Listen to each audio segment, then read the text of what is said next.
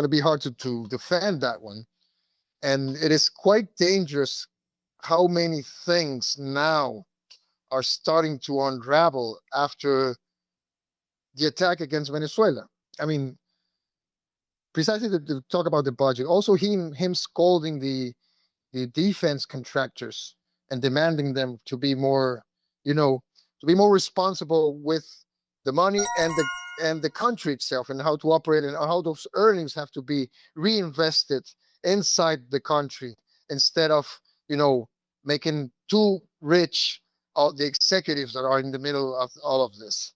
So yeah, I don't have a definitive answer, sadly, for this one.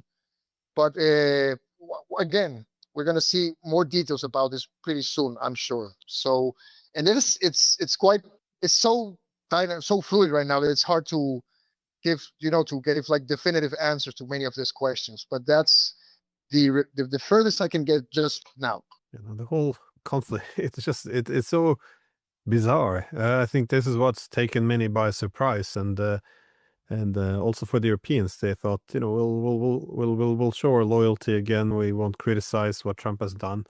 And then it's not just Latin America; it turns against the Europeans, saying, "Oh, give us Greenland." Well, I mean, yeah, but Spain was part of that joint communique between Chile, Mexico, Brazil, Colombia, and Spain.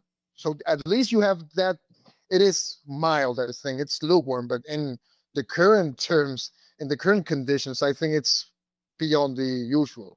The case of Spain, and but that's it. I mean, it's not that far. And of course, Spain has big interest here, and Spain has the closest relationship with Latin America of all the European countries. It's actually the gateway for Europe into Latin America. So it's interesting, at least, to see that very mild fissure, I guess, of the zombie consensus in Europe right now. It's quite interesting to see.